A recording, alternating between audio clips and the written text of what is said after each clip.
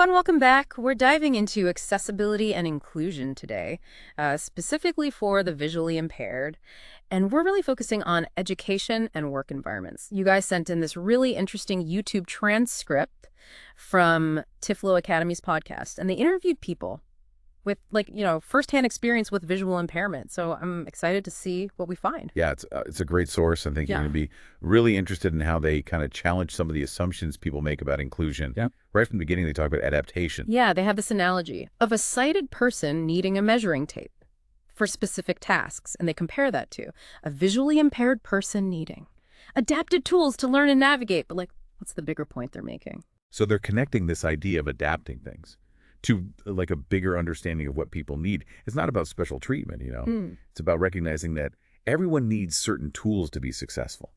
So a visually impaired person might need a tactile map to understand a space, just like someone who is sighted might need written instructions.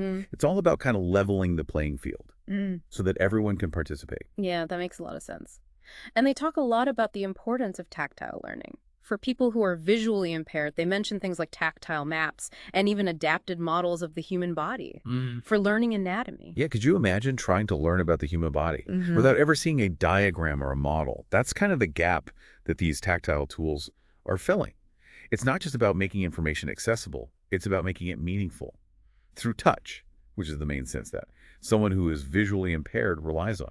It really makes you think about how much we take visual learning for granted. And this leads into their point that true inclusion, it's not just about those physical adaptations, it's about understanding individual needs and a collaborative approach. Yeah, exactly. Yeah. They say that it's a misconception that inclusion is only the teacher's responsibility. They really emphasize that it's a team effort between the educators, the families, and the visually impaired individual. So it's not about the teacher just fixing everything themselves. It's more like a team effort. I'm curious, what kind of role do they see families playing in this collaborative approach? They really highlight how important it is for families to be familiar with the tools that their visually impaired family member is using. Things like the abacus or adapted geometry sets. And it's not just about practical support. It's also about, understanding the learning process and advocating for their needs and helping to build their confidence and independence. Yeah, that's really powerful. It's almost like by understanding these tools, families are also challenging those perceptions of limitations, both for themselves and for society. It all ties back to this idea of sensitization, which they are big proponents of. And they have this really interesting idea for how to promote this. They call it action and reward systems. That sounds like something for marketing. How would that even work for something like inclusion? It is. And they argue that it can be more effective than just telling people to be more inclusive. So instead, you incentivize learning and positive action. Think of a point system where people get points for participating in workshops about visual impairment or for implementing inclusive practices in a classroom or a workplace. So it's about making inclusion something that people are actively engaged in and excited about, rather than just like a box to check off. Exactly. And this connects really well with another point that they make, which is that visually impaired individuals have their own ego, just like anyone else. I have to admit, when I first read that in the transcript, I was a little surprised. What do they mean by that? It's not about ego in a negative way. It's about recognizing that everyone, regardless of ability, they have their own desires and ambitions, their own sense of self. So it's a reminder to just approach each person as an individual, respecting their needs and aspirations. Exactly.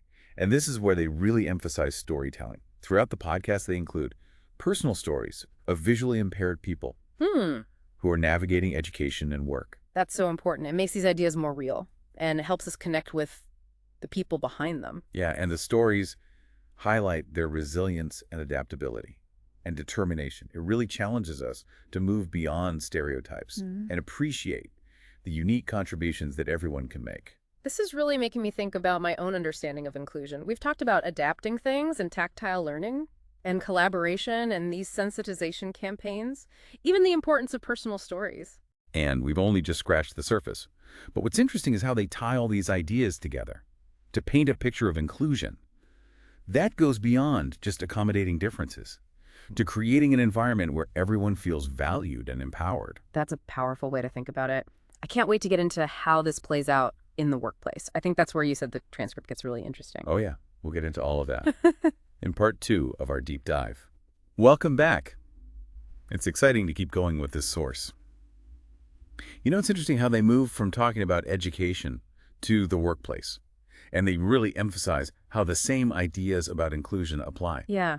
Adaptation, empathy, collaboration, sensitization, they all keep coming up as important for making places where everyone can do well. And they really talk about how companies need to be more proactive in making their environments and opportunities more accessible, even beyond what's required. Yeah, and I think you'll find this interesting. They argue it's not just about doing the bare minimum or avoiding lawsuits. It's a totally different way of thinking. It's about seeing inclusion as something that makes a company stronger, where having lots of different perspectives and abilities is a good thing. So it's not about just tolerating differences, it's about actually looking for them and figuring out how to make them work. Exactly. And that means both employers and employees need to put in effort. Employers need to be willing to invest in things like accessible workspaces and provide training that benefits everyone. But it's a two-way street. Employees, whether they're visually impaired or not, need to be open to understanding each other's needs and working together in new ways. The source mentions that visually impaired people need to be able to explain their needs clearly and advocate for themselves. That seems like a really important part of it all. It is, and it goes back to that idea of empowerment we talked about. Yeah. Real inclusion isn't just about making accommodations. It's about creating an environment where everyone feels comfortable speaking up for what they need to succeed. I imagine that can be hard. Even for someone who isn't visually impaired, asking for what you need at work can be scary. You're right.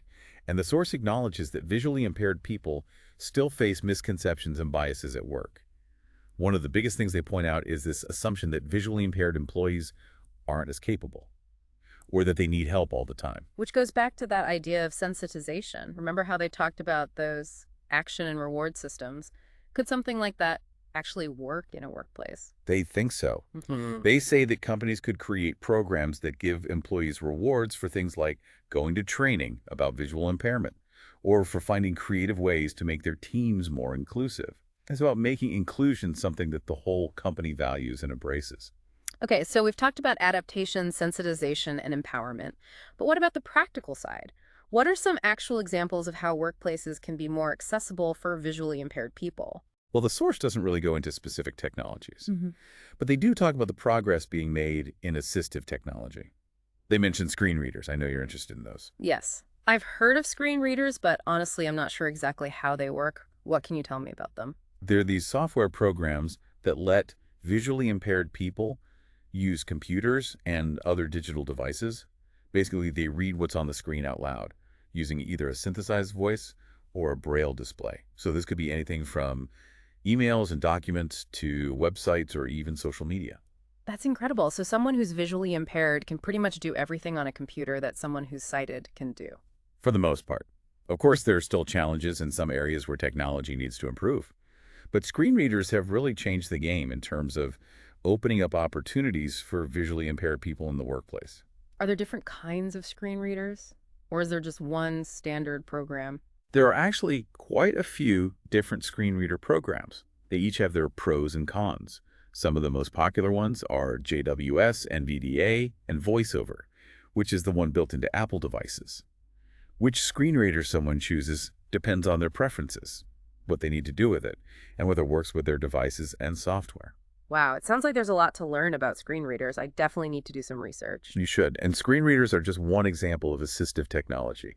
There are also tactile tools like braille displays, so people can read digital content in braille, and embossers that can create tactile versions of printed materials. So there's this whole world of technology that's designed to make information and tasks accessible to people with visual impairments. Absolutely.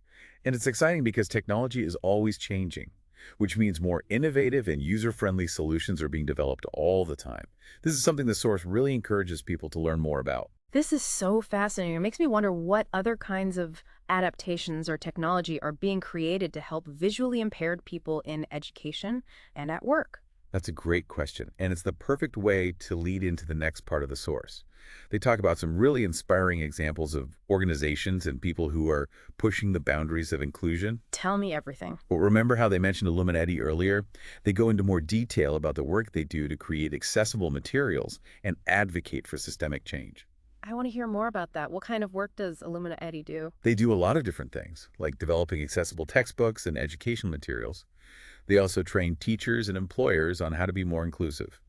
They even do research on how effective different accessibility solutions are and advocate for policies that promote inclusion on a larger scale. It sounds like they're like a one-stop shop for everything related to accessibility for the visually impaired. Yeah, that's a great way to put it. And what's really inspiring is that they're just one example. There are lots of organizations and people who are working hard to create a more inclusive world. It's encouraging to hear that there's so much effort and innovation happening. But like you said before, technology isn't enough on its own. We need to address the attitudes and biases that make things harder for visually impaired people. Exactly. And that's where the source really emphasizes how important sensitization is and challenging those deep-seated assumptions. They're so passionate about that point. They keep coming back to the idea that real change requires a change in mindset, not just surface-level accommodations. And they challenge us to think about how we can help create this change in our own lives and communities.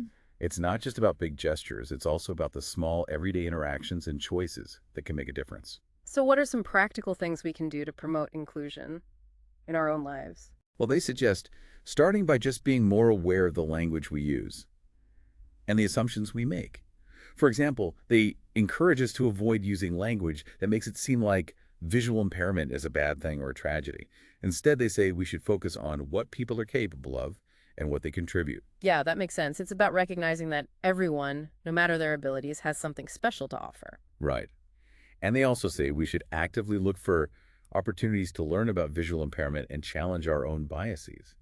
We could do that by attending workshops, reading books and articles, or just having open and respectful conversations with people who are visually impaired. So they're really advocating for a culture of learning and growth when it comes to inclusion. Yes.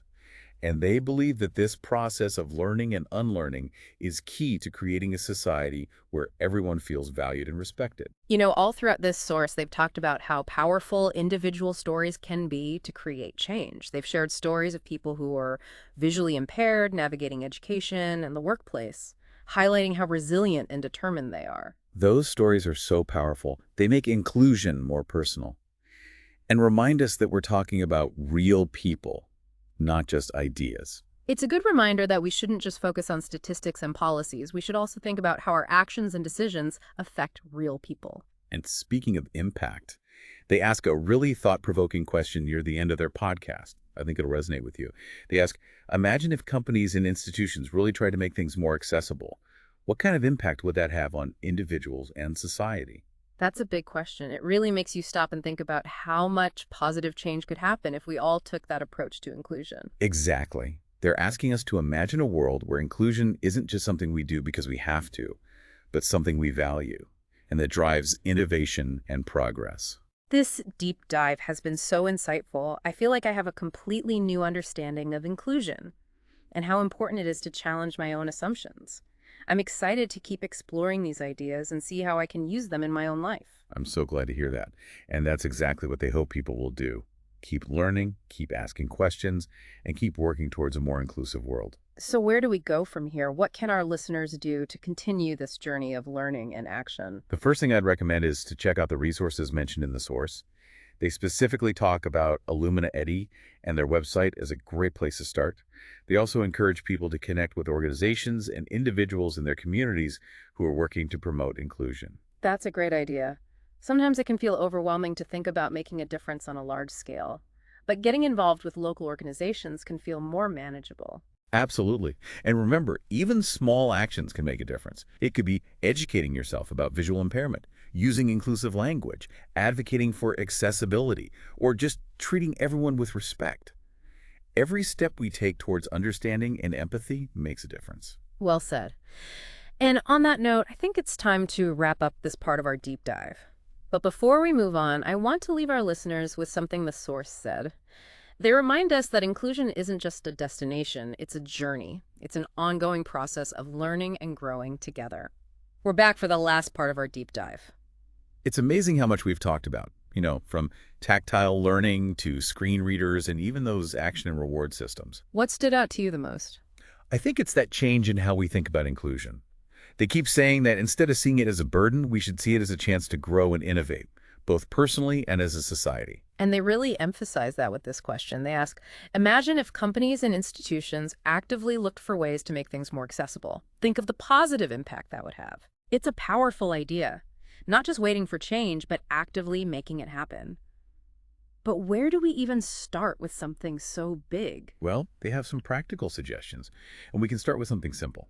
Looking at our own language and the assumptions we make about visual impairment. That's so true. I catch myself saying things like blind to the problem without even realizing it, like those unconscious biases we talked about. Exactly. They want us to move away from language that focuses on limitations and instead focus on people's abilities and contributions. So instead of saying someone is confined to a wheelchair, we could say they use a wheelchair. It's a small change, but it really shifts the focus. Right. And they also encourage us to go beyond just changing our words. We should actively look for chances to learn more about visual impairment, maybe by going to workshops, reading books and articles, or just talking to people who have lived experience. That makes me think about all those stories they shared about visually impaired individuals going through school and working. They were so powerful in showing how resilient and determined these people are. Those stories remind us that inclusion isn't just about ideas and policies.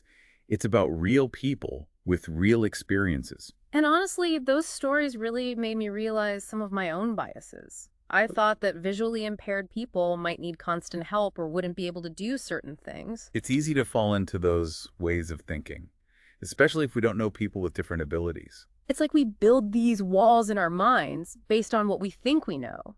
But those walls can come down when we listen to and learn from people with different experiences. That's what this whole deep dive has been about. Challenging those assumptions, learning more, and understanding that inclusion is a journey, not a destination. It's a journey that means being open to new ways of thinking, stepping outside our comfort zones, and embracing all the different experiences people have. And remember, we don't have to do this alone. They talk about how important it is to connect with organizations and people who are already working on this. They mention Illumina Eddy and their website as a great place to start. That's so helpful. It's easy to feel overwhelmed, but connecting with groups and projects in our communities makes it feel more doable. Exactly. And remember, even small things can have a big impact. Whether it's learning, using inclusive language, advocating for accessibility, or just being respectful. Every step towards understanding and empathy matters. So as we finish up, I want to leave everyone with this thought. Inclusion isn't just about being right. It's about creating a world where everyone can succeed and contribute their unique talents. And when we embrace inclusion, it benefits not just individuals, but our whole society. This deep dive has been so insightful. I hope it's encouraged everyone listening to keep learning and taking action in their own lives. Thanks for joining us. Remember, inclusion is a journey, and every step we take towards understanding and empathy makes a difference. Keep learning, keep asking questions, and keep pushing for a more inclusive world.